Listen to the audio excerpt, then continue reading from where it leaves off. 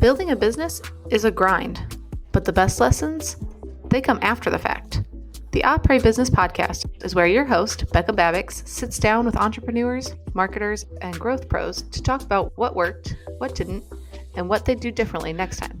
No fluff, no corporate jargon, just real, down-to-earth conversations about scaling, marketing, and standing out. So grab a seat, kick back, and let's dive in. Hey everybody, Becca Babbitz here, host of the Opry Business Podcast. So excited for today's guest and to hear all about affiliate marketing from Ivan Tijerina from Solomon Advertising. Ivan, welcome to the show. Thanks, Rebecca. It's awesome to be here. Yeah, so I selfishly brought Ivan onto the show because I feel like as agency owners and marketing folks, it's always good to reach across other lanes of marketing and to get the deep insight on what's going on in other people's channels and expertise that might not be your own. So I am so excited to pick your brain on the world of affiliate marketing. Can you just start by explaining affiliate marketing from like a really general, in a very like 101 general intro way to our audience? Yeah, of course. Kind of at its most fundamental, there are brands, retailers, out there that are looking to earn placements where they otherwise can't buy them direct, right? So a lot of placements that are normally explored are SEM, social media advertising. And with affiliate marketing, you actually create partnerships with other affiliates, whether they be media outlets, bloggers, YouTube creators, social media content creators, influencers, in which you earn your placement with them, right? They talk about your brand, they send traffic your way, and they earn a commission when the traffic they send to your site converts. It's as simple as that. The nuances are all in how you set up your partnership agreements and terms and what platforms you want your brand to be on or not. That's where all the details really come into play. But it's really that fundamental. It's partnerships that send traffic to your website that generate a sale and they get a commission. And it's a pretty awesome channel. It can be very profitable and there's a lot of growth in it right now and a lot of excitement around it. So it's awesome to be in this field. So cool. So tell me, how did you get into this? My story is very similar to a lot of other affiliate marketing managers' stories. You kind of just fall into it. A lot of folks, they're running other digital performance channels and they kind of just adopt the hat of affiliate marketing.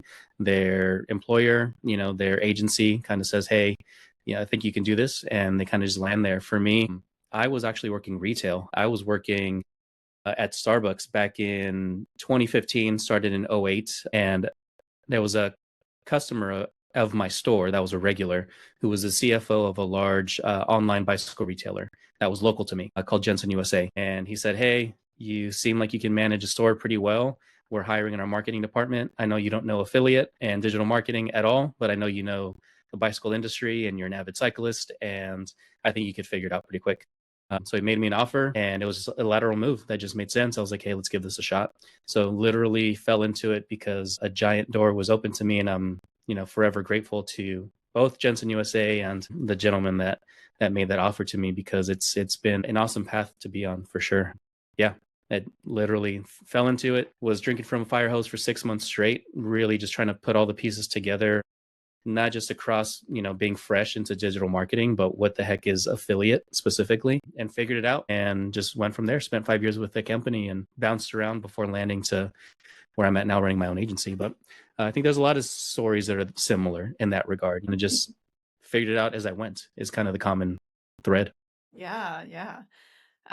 So can you put yourself back in those first 6 months for a second? Like, I'm wondering if there are common pitfalls when you are new to affiliate marketing that maybe you experienced yourself or you learned not to do. What are some things that, like, when you're just starting off with affiliate marketing, like common things that people do when they don't know what they're doing? I mean, I could tell you a million of these things with meta ads, right? Optimizing for the wrong conversion value, or not having the appropriate budget, or not having your tracking set up, like a million things that you could do wrong. What are some common things that affiliate marketers, when they're just starting off, or brands do wrong? Yeah, I think I'll speak from the perspective of new to affiliate marketing, but the channel is established already. So in this case, Jensen USA already had an affiliate marketer in-house and put in their notice, and I was filling in for them. I was taking on that role. So the program was already established, maybe 2, 3 years old already. It was very conservatively run, very clean kind of operation all around, including that channel. And so the pitfalls that I would maybe kind of try and illuminate a little bit for some folks that might be, in that position now is the biggest thing that stood out to me when I look back is avoiding introducing potential fraud just out of being naive to this channel.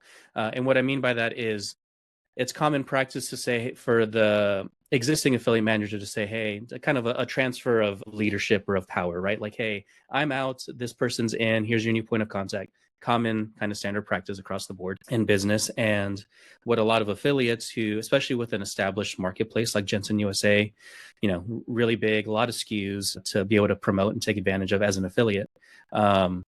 They kind of see the opportunity to maybe make their way into the program when before they were either kicked out or never approved to begin with, right? So they're kind of like, hey, there's this new guy.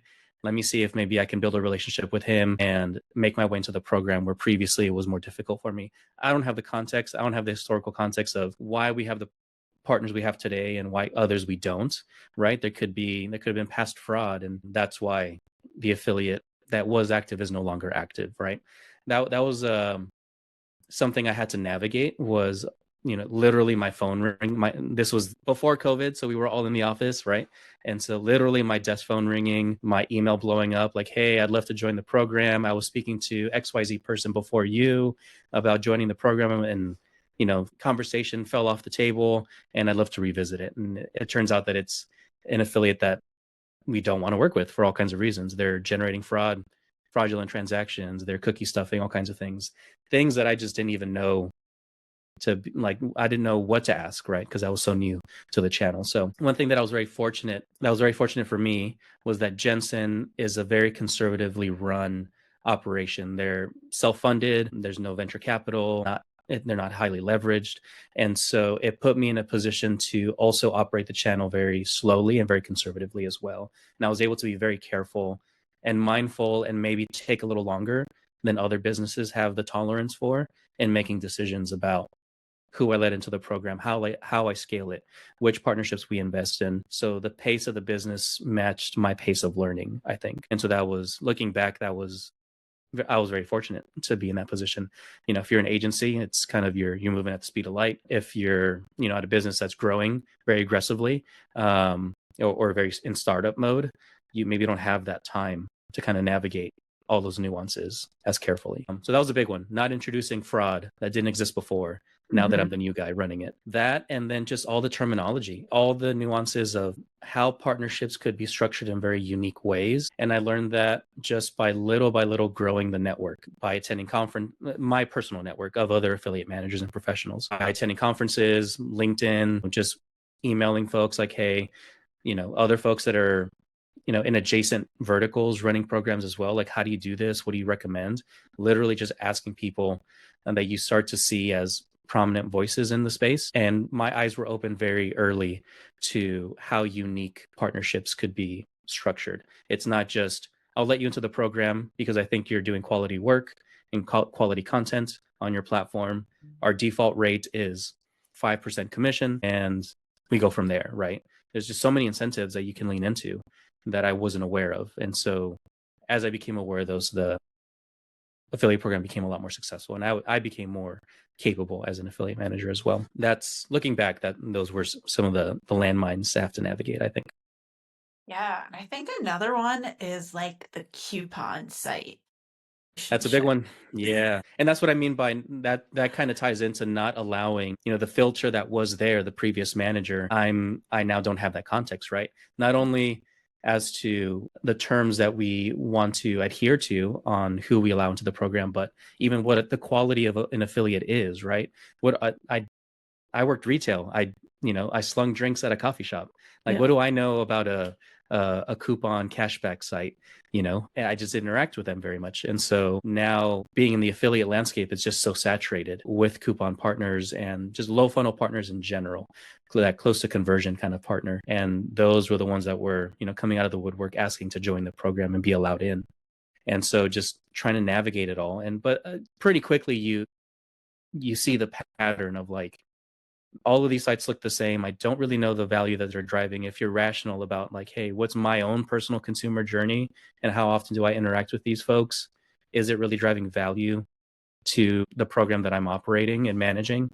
I think you can make those rational decisions even if you're not well versed in affiliate marketing. But yeah, that's a whole rabbit hole for sure of are they valuable? Should you allow them in? Under what terms? Everyone's got an opinion for sure. So I'd love for you to break down all the different kinds of affiliate marketing within the broader umbrella marketing that is affiliate marketing. Because I think Yeah. when we think of affiliate marketing, or at least me, I think of like more traditional placements on news sites. So bike brand wants to be on bicycle.com, right? They pay for a placement within that copy of that article that they're writing. They say some of Yeah. these links may be paid. We may earn small commission from these links, something like that. Yeah. Like that's very affiliate marketing 101, but I know that there is like a whole world beyond that. So I would love for Yeah. you if you could like break down like all like I don't know. I'm so Yeah. interested to hear like that within that umbrella, all the different kinds of affiliate marketing you can do. Yeah. I'd say kind of the different types of affiliate marketing. You could also phrase it as the various tactics within affiliate marketing that can Mm-hmm. be leveraged. And so one thing that, and this isn't my idea, this is just from those more experienced in the affiliate landscape, I've heard them describe affiliate marketing this way, that it's more of a mechanism than a channel. And a lot of times, kind of stepping back a bit, one thing that I've learned, and this kind of to your earlier question of kind of in that first 6 month, kind of what are things to be aware of, looking back now that kind of stand out is understanding how to speak about affiliate marketing to those that you report to, whether it's a client, if you're at an agency, a CMO, digital marketer, CEO of the business, whoever, so someone that you're reporting to ultimately. One thing that I like to conceptualize is that affiliate marketing is it's less of a channel, although it's categorized as a channel, as is SEM and social advertising, et cetera, other performance marketing channels that are out there. But within affiliate marketing, you have a lot of different tactics, which is kind of where your question's alluding to. And what are those? Well, more traditionally, we're all familiar with what you described, where, endemic media site, there's a potential partnership, usually PR, a PR agency or a PR professional, if you have one in house, can secure a lot of those placements for you under earned relationships with editors and things like that. But then there's also an element of traditional media buying where you can go in and actually, be the advertiser on that same media platform and buy banner ads and newsletters and even sponsor some content and earn some backlinks that way. And then there's the affiliate mechanism, which opens up a new revenue stream for the media outlets, but can be a way for you to introduce endemic media into your affiliate program. So that would be a tactic, right? Partnerships with endemic media in which they're creating content organically or sponsored in some way, but you get the inclusion in there, you get the affiliate backlink, and they get their commission when their traffic converts. But then there are more unique tactics to affiliate marketing that include, we'll start with some of the more common ones. We're all familiar with what's happening in the brand ambassador influencer space. Traditionally, those relationships were more managed more under more manual terms, where you would maybe issue them a coupon if you wanted to add some element of tracking, right? But it was really just, hey, here's our insertion order, here's the contract, here's the terms, we'll pay you a stipend every single month, here's our budget, here's our commitment for the next 6-12 months, or maybe it's monthly, here's your deliverables, everyone's happy. But with the desire to make those partnerships more trackable, they've started to fold into affiliate marketing or use affiliate marketing as a mechanism, not only of incentivizing those partnerships and driving more value to them versus just the monthly maybe stipend or retainer that you would pay an athlete, an influencer, but also as a means of reporting. So you could actually understand, which partnerships are actually driving results for us and where can we invest further. But then you can start getting into other tactics that I would say maybe support. They can either, if it's an established business already operating other performance channels, can augment what they're doing there. Or if it's a really small business that doesn't maybe have the budget to invest in other performance channels, you can lean into affiliates that would do that for you. And now you're getting into the tactic or the realm of media buying affiliates, right? That's really popular one with kind of in the cosmetic, beauty, health and wellness, supplement kind of spaces where you're really just needing to target very specific keywords. And there's either in search engines, or you're trying to target specific audiences on social media. And maybe as a smaller brand or maybe new to market, you don't have those budgets to really hit the audiences at the volume that you need to see a return. And so there's this whole element and whole world of affiliates that can do that for you. They are already targeting audiences or bidding on keywords at a scale that you just don't have the budget to start at, and you can lean in on them, and they're doing media arbitrage, right? So they're buying as low as they can, sending traffic to marketplaces, to retailers, to brands, D2C sites, hoping that at a CPA or on their commission on the back end, they're profitable. And that's been very successful for a lot of brands and retailers in kind of those categories that I described, or startup, just because, again, the budgets might be small. So there's a lot of unique ways to operate an affiliate channel, there's a lot of variety of partnerships that you can generate or establish. And that's why it makes it difficult to then report on an affiliate channel as a program, because within the program, you have all these segments of tactics that are kind of their own sub channels you're investing in. Within affiliate, you're doing media buying, you're doing maybe some SEM with some of your partners, you're doing influencer marketing in some cases, all in one network. And now you're reporting on the whole channel, right, as a whole. So I think it's important, especially for young or older, but new affiliate managers, to really understand that they need to speak to the value of all the partnerships as they exist within subgroups or within categories, not just here's how the affiliate channel is performing as a whole, but here's how influencer marketing within our affiliate channel performs versus our media partnerships versus our SEM partnerships, if you have some of that going on too, when reporting up within your company or agency or to a client. I think that, it helps validate the program more than kind of just this holistic view that then you're looking at black box, right? And same thing in performance in SEM, for example, right? It's marketers, CMOs, tell me how each campaign's working, right? Tell me, which keywords are underperforming, which ones are best performing, where do we double down? It's the same thing with an affiliate. You have to expose some of that data when reporting up to say, hey, influencer marketing with an affiliate really is what's working for us. Let's do more of that to justify where the investments should go. Yeah. Yeah. And then And there's a lot more that, there's other affiliate managers out there that are doing some wild tactics that I haven't even dabbled in, right? There's a lot. Yeah, there's a lot. And I was only going to say, and then there's affiliate marketing for your Amazon store, affiliate marketing for your TikTok shop, affiliate marketing for Exactly. your D2C store, right? And then underneath that, you have all the little tactics that are driving sales. Yeah, so it's kind of fascinating in that way because, you've got your content creators and influencers on TikTok, which could drive sales to your TikTok shop, or they could drive sales to your Amazon store, or they could drive sales to your direct to consumer. 100%. Yeah, I think unsolicited advice here is be very reasonable about what your best performing marketplace is, even if your desire is for a different marketplace to do better. And an example would be, XYZ brand has their D2C site, but they also list their products and make them available on Amazon. And then now they have an Amazon storefront as well. If you haven't done the investment to really generate enough brand awareness for your brand and generate enough demand to your D2C site, by listing your products on Amazon, you've created a competing marketplace for yourself. So it only makes sense to either double down on that marketplace and be okay with a lot of your revenue coming from there. I think I just read a statistic that 41% of all online retail is coming through Amazon. It's only going to keep growing, So if you're a small D2C brand and asking yourself, how come they're not shopping from us directly while you're listing your products on Amazon, it's probably because it's just easier to buy it on Amazon.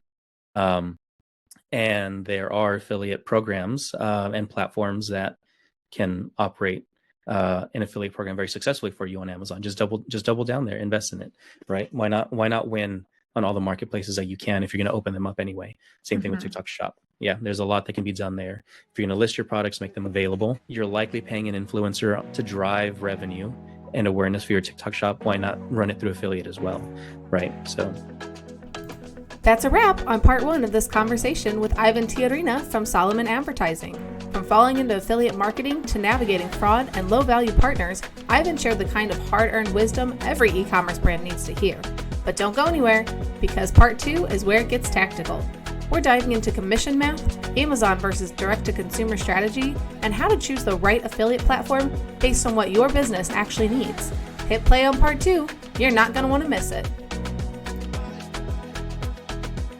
That's a wrap on this episode of the Osprey Business Podcast. If you got value from today's conversation, make sure to subscribe so you never miss an insight-packed episode. If you're feeling generous, leave us a review. It helps more business builders like you find the show. Got a story or a question you'd love us to cover? Connect with us at falllinedigital.com. That's FALLINEDIGITAL.com.